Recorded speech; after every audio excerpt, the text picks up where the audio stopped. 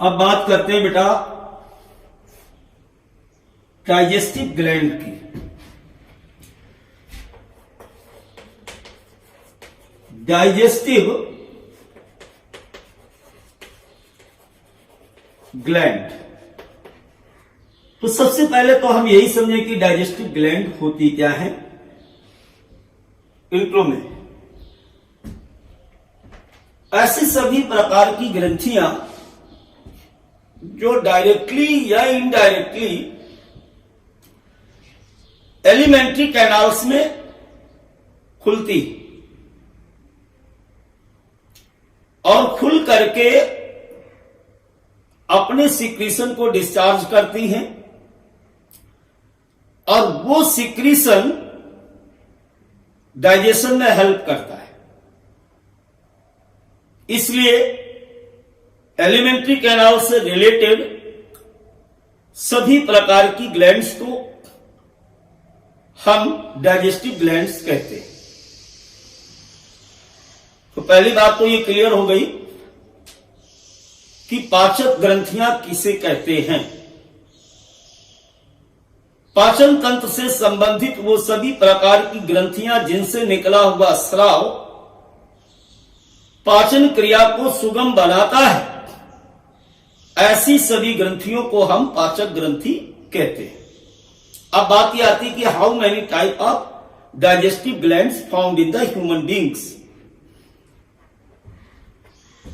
मानव में पाई जाने वाली पाचक ग्रंथियों का वर्णन करें। पहली होती है सलावरी ग्लैंड यानी लार ग्रंथि। दूसरा होता है लीवर, यकृत। तीसरी होती है पैंक्रियास या आग्नेयाशय। देखो, इसके अलावा जैसे मैंने आमाशयी ग्रंथियां या गैस्ट्रिक ग्लैंड्स की बात वहीं पे खत्म कर दी। इंटेस्टाइन में पाई जाने वाली जितनी ग्लैंड्स थी वो इंटेस्टाइनल ग्लैंड्स के रूप में जो सकस इंटेरिकस को सिक्रीट कर रही थी वहीं पर बात कर दी गई। वो भी ग्रंथियां हैं, वो भी पाचक ग्रंथियां ही हैं, वो अलग नहीं है। ये अलग से काम करती है, इसलिए इनको हम थोड़ा अलग से बता देते हैं कि डाइजेस्टिव ग्लैंड्स। अब सबसे पहले हम बात करें नंबर 1 पे, तो हमारी आती है लार ग्रंथि या सलावरी ग्लैंड।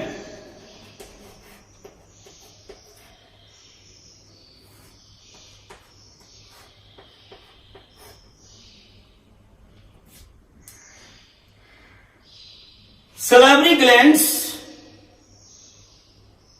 या लार ग्रंथि। अब देखो, इसमें जो क्वेश्चंस आते हैं, बहुत ध्यान से, एक दो बच्चों ने मेरे को डाउट भी भेजे थे यहां से। तो सबसे पहली बात आप ध्यान रखो, मैं बता रहा हूं क्वेश्चन कैसे आएंगे। पहला क्वेश्चन आएगा कितने प्रकार की होती है, तो नाम याद होनी चाहिए। दूसरा क्वेश्चन आता है कि प्रत्येक प्रकार की ग्लैंड्स का लोकेशन क्या है, यानी कौन सी सलावरी ग्लैंड कहां पर लोकेट करती है, स्थित होती है। तो बेटा ये जरूर ध्यान रखना। तीसरी बात, चूंकि सलावरी ग्लैंड एक एक्सोक्राइन ग्लैंड है, बहिर्स्रावी ग्रंथि है, और बहिर्स्रावी ग्रंथियों की एक विशेषता होती है कि ये नलिकाओं के द्वारा, मतलब ग्लैंड कहीं और स्थित होती है, जैसे मतलब एक में ट्यूबवेल कहीं पे लगा हुआ है और साइफन के द्वारा पानी हम कहीं और डालते हैं खेत में। इसी तरह कोई भी जो एक्सोक्राइन ग्लैंड्स होती है उसकी लोकेशन अलग जगह पे होती, वहां से ये थ्रू द डक्ट अपने एक्शन साइट पे जाकर डिस्चार्ज करती। तो अलग अलग प्रकार की सलावरी ग्लैंड्स में अलग अलग प्रकार की डक्ट पाई जाती है, ये याद रखना है। फिर वो साइट, पहले तो डक्ट का नाम थी, वो डक्ट कहां खुली, यानी ओपनिंग साइट। इसके अलावा एक चीज और आपको ध्यान रखना है कि कौन सी ग्लैंड से क्या सिक्रीट हो रहा है, क्योंकि सलाइवा तो कंपोजिशन है सभी प्रकार की ग्लैंड से निकले हुए मटेरियल्स का। सलाइवा कोई इंडिविजुअल नहीं है, saliva is the composition of various part या various type of secretion of all salivary glands. तो बेटा उसमें कौन सी सेल्स हैं और वो सेल्स क्या सिक्रीट कर रही हैं, ये बात आपको ध्यान रखनी पड़ेगी। तो आइए अब डिटेल में स्टडी हम इसकी करते हैं। तो सबसे पहले हम बात करें यहां पर टाइप की। तो पहला होता है पैरोटिड सलावरी ग्लैंड्स। पैरोटिड के बाद दूसरी होती है सब मैंडिबुलर या सब मैक्सिलरी, सब मैंडिबुलर और सब मैक्सिलरी।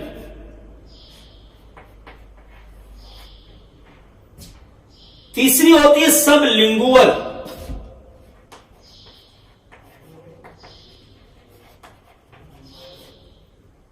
और चौथी होती है इंफ्रा ऑर्बिटल। देखो यहीं पर मैं आपको बता दे रहा हूं, एब्सेंट इन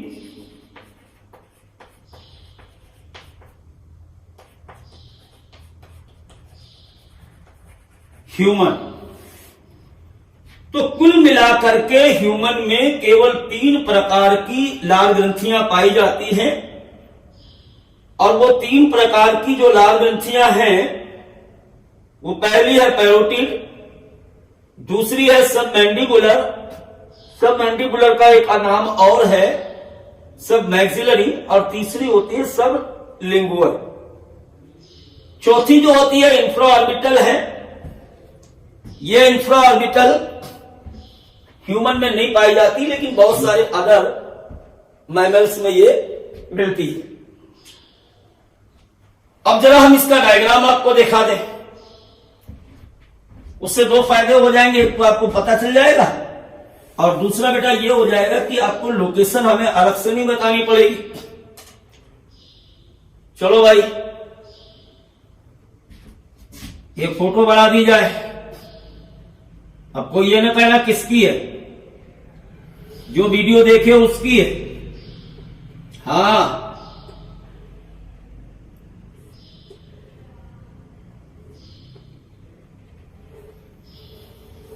इस तरीके से ये माना कि ह्यूमन बॉडी है, इसका माउथ और माउथ के साथ ये बकल कैविटी,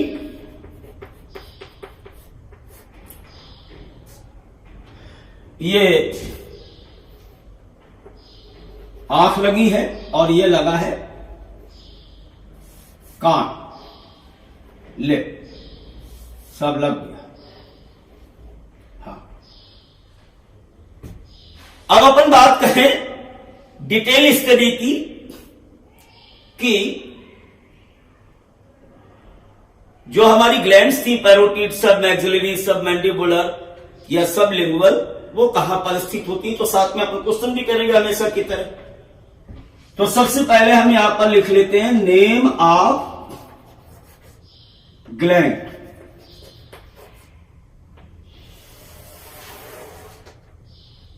ठीक है, इसको यहां से पार्टीशन कर दो, तीनों बातें अलग अलग हो जाएंगी। दूसरा पॉइंट है हमारा लोकेशन, यानी कौन सी ग्लैंड कहां पर स्थित है। दूसरी बात हो गई, दूसरा क्वेश्चन आपको याद रखना भी हम कह रहे थे पहले। तीसरा नेम ऑफ डक्ट। अभी क्या बताया, ये एक्सोक्राइन ग्लैंड है और प्रत्येक ग्लैंड की अपनी एक अलग डक्ट होती है। फिर इसके बाद यहां पर ओपनिंग्स कहां पे खुलेगी, ओपनिंग साइट। तो चौथा क्वेश्चन ये बन गया। एक और बना लो यार कि सेल्स एंड देयर सीक्रीशन।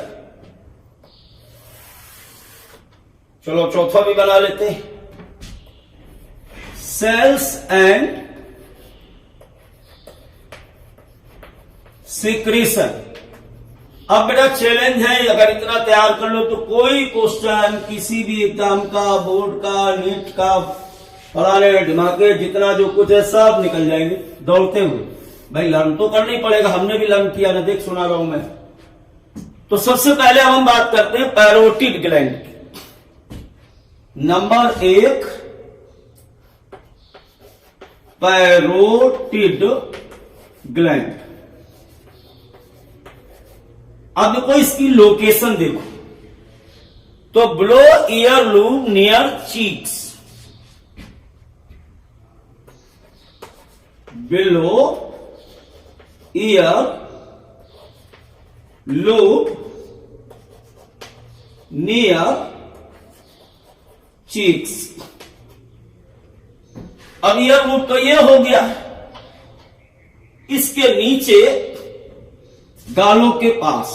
तो ये जो ग्लैंड्स आपकी दिख रही है, इसका नंबर 1 यानी पैरोटिड ग्लैंड। तो नंबर 1 पैरोटिड ग्लैंड स्थित कहां, कान के नीचे। ये ईयर लूब होता है, यानी पोजीशन ये बैठेगी जहां पे मैंने उंगली लगा रखी। अब देखो इसके बाद कह रहा कि डक्ट, तो इसकी जो डक्ट होती है इसको बोलते हैं एक्सटेंशंस डक्ट।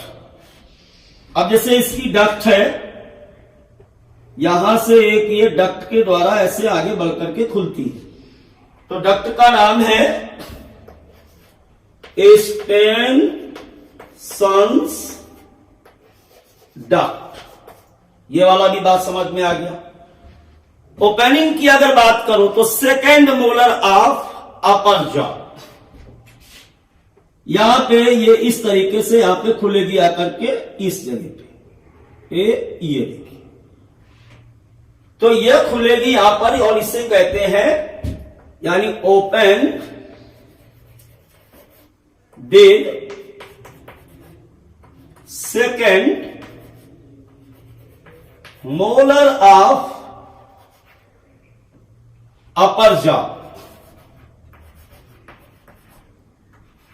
ऊपरी जबड़े के दूसरी जोड़ी के मोलर के बीच में आकर के खुलती है, आपको दिख रहा होगा। अब इसमें पाई जाने वाली सेल्स वाली बात कर दें तो इसमें जो सेल्स होती है वो सीरस सेल्स होती हैं। Serous cells are present. फिर मैंने कहा था कि सीक्रीशन, तो ये सीक्रीट करती है एंजाइम प्लस वाटर। अभी हम बताएंगे कौन सा enzyme. सीक्रीटेड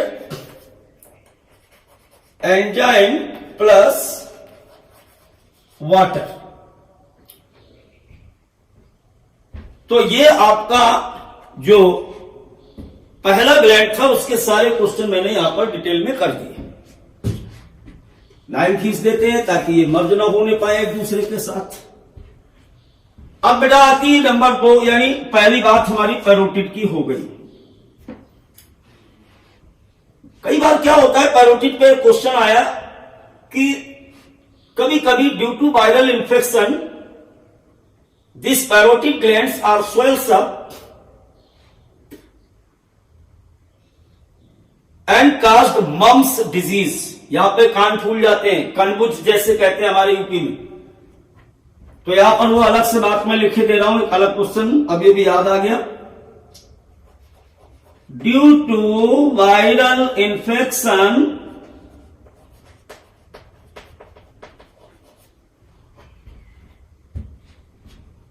parotid swell up and cause mumps disease. एक बीमारी होती है, इसमें तेज दर्द होता है और कई बार पेशेंट को फीवर भी आता है। तो ये वाला क्वेश्चन भी हो गया भाई। अब बात को आगे बढ़ाओ। दूसरा है बेटा सब मैक्सिलरी और सब मैंडिबुलर। दूसरी ग्लैंड का नाम है सब मैक्सिलरी और सब मैंडिबुलर।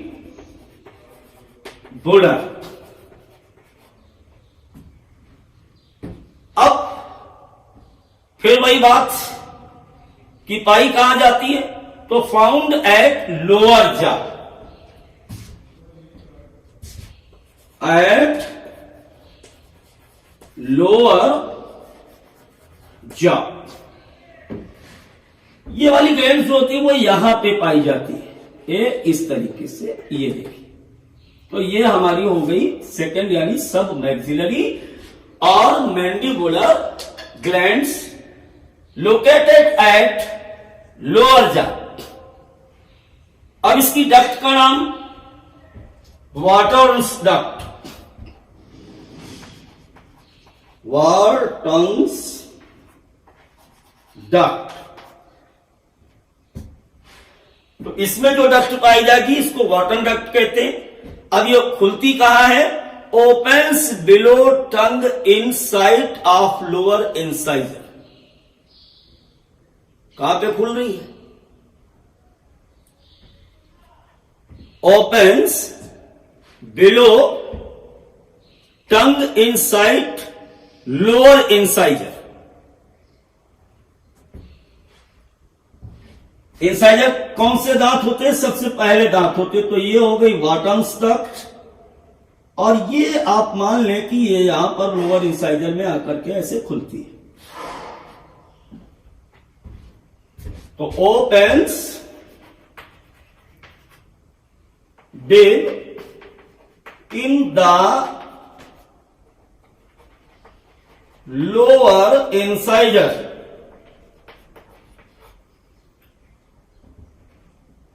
राइट। अब क्या सीक्रेट करती है, तो यहां पर जो सेल्स होती है वो म्यूकस सेल्स होती है।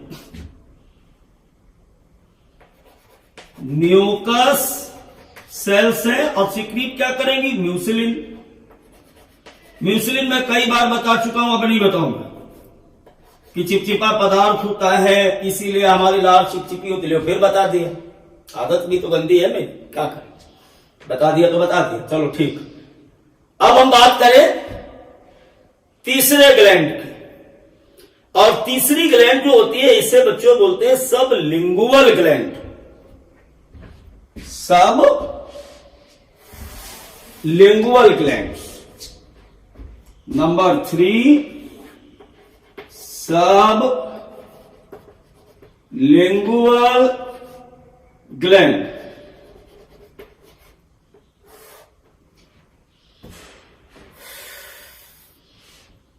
अब फिर वही बात कि इसकी डक्ट को क्या बोलते हैं, तो इसकी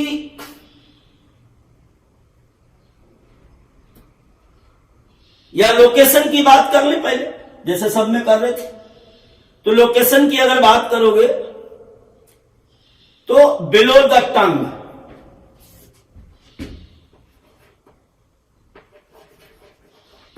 द टंग, अर्थात ये यहां पर स्थित होगी इस तरीके से ऐसे, और इसकी जो डक्ट होती है इसको डक्ट ऑफ रिविनस कहते हैं, और ये थोड़ा सा आगे टंग के नीचे जाकर के खुल जाती है इस तरीके से। तो डक्ट, ये ग्लैंड नंबर 3, और इसकी ग्लैंड का नाम है डक्ट ऑफ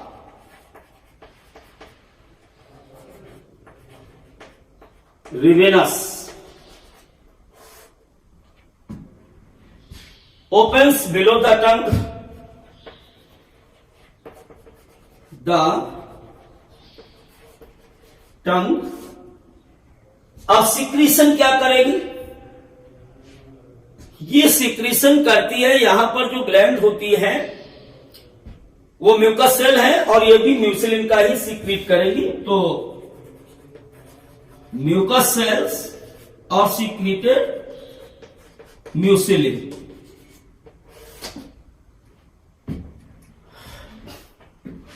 तो बेटा ये आपका सलावरी ग्लैंड से रिलेटेड सारे क्वेश्चन मैंने यहां पर आपको कराए। अब देखो ओवरऑल अगर सलावरी ग्लैंड का फंक्शन पूछा जाता तो सिक्रीशन ऑफ सलाइवा। एक वो वाली बात जो सबसे इंपॉर्टेंट थी मैंने बता दिया कि इंफ्रा ऑर्बिटल अपने में नहीं होती।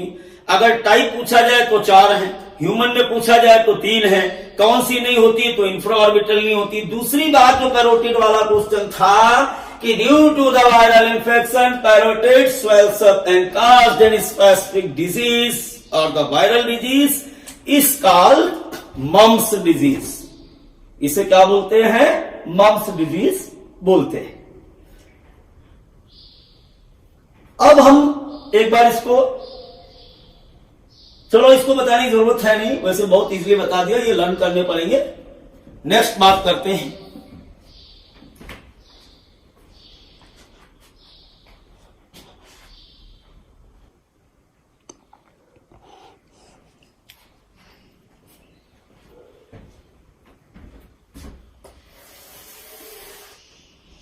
अब बात करते हैं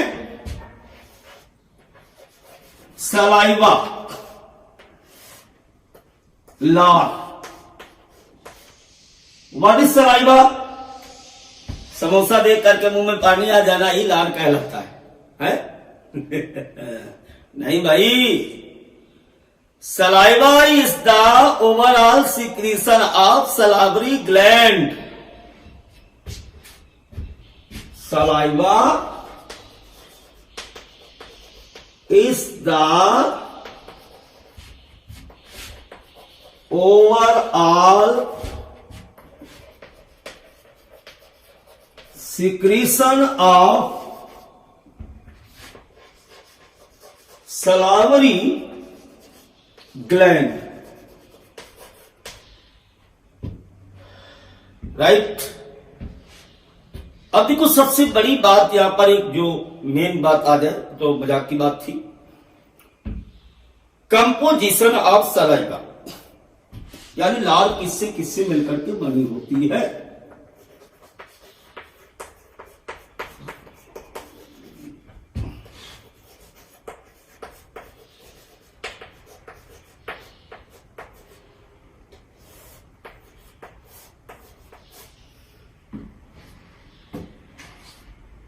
पहला होता है वाटर।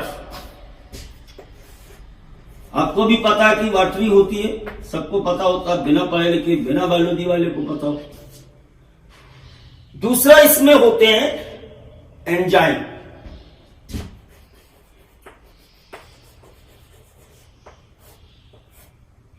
एंजाइम होता है, पहला एंजाइम जो होता है उसको कहते हैं सलावरी अमाइलेज। वरी एमाइलेज, इसी को हम लोग टाइलिन भी कहते हैं। Ptyalin, right. एक चीज ध्यान रखना इस बारे में कि सलावरी अमाइलेज या जो टाइलिन होता है absent in cattle and carnivorous animals. Question वही कर दिया करो तुरंत, urgent. Absent in cattle and carnivorous animals, यानी मांसाहारी जंतुओं में, और कैटल मवेशी जैसे गाय भेड़ बकरी होते ना जुगाली करने वाले मैंने बताए थे, उनमें सलावरी अमाइलेज या टाइलिन सिक्रीट नहीं होता है। लेकिन एक चीज ध्यान रखना, फाउंड इन एक, आप एक तो जानते ही हो। दूसरा एंजाइम इसमें जो होता है उसका नाम होता है lysozyme. Lysozyme, they are bactericidal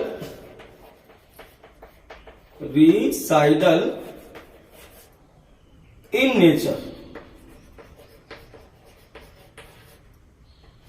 bactericidal in nature, भोजन के साथ आए हुए जीवाणु को नष्ट करता है। इसीलिए कई बार देखा होगा जो जानवर होते हैं वो अपने घाव को चाटते रहते हैं और ठीक कर लेते हैं। क्योंकि जैसे अपन लोग एंटीसेप्टिक क्रीम लगाते हैं, ऐसे ही ये जितनी बार अपने लार का प्रयोग अपने वॉन्ड या घाव पे करते हैं तो वहां पर बैक्टीरियासाइडल नेचर का जो लाइसोजाइम होता है वो भी पहुंच जाता है। तो जितने भी हार्मफुल जर्म्स होते हैं उनको वो नष्ट कर देते हैं। एंजाइम के बाद नंबर 3 पे अगर हम बात करें तो इसमें पाया जाता है साल्ट। इसके अलावा मैंने आपको बताया ही था पहले कि म्यूकस, या अगर ऐसे प्रोटीन करके पूछा जाए तो म्यूसिलिन प्रोटीन, ठीक है। अब देखो एक बार नीट में क्वेश्चन आया कि इसका पीएच कितना होता है, तो वो भी बात कर लो। पीएच इसका जो होता है वो 6.8 के करीब होता है, यानी स्लाइटली एसिडिक होता है। 6.8 बराबर स्लाइटली एसिडिक इन नेचर, हमेशा ध्यान रखें। हल्की सी अम्लीय होती है लार। आखिरी क्वेश्चन सलेवरी ग्लैंड्स का, यह भी क्वेश्चन पूछा गया नीट में कि एक दिन में एक मनुष्य के द्वारा कितनी लार को स्रावित किया जाता है। तो वॉल्यूम की अगर बात की जाए 6 नंबर पे, तो is approx 1 to 1.5 litre, 1 to 1.5 litre per day. एक दिन में 1 से 1.5 लीटर तक लार का स्राव किया जाता है। तो इस प्रकार ये सलेवरी ग्लैंड समाप्त होता है। फिर मिलेंगे एक नई ग्लैंड के साथ, और बहुत ही इंपॉर्टेंट ग्लैंड लेकर के आएंगे इस बार, लीवर, यकृत, जिगर।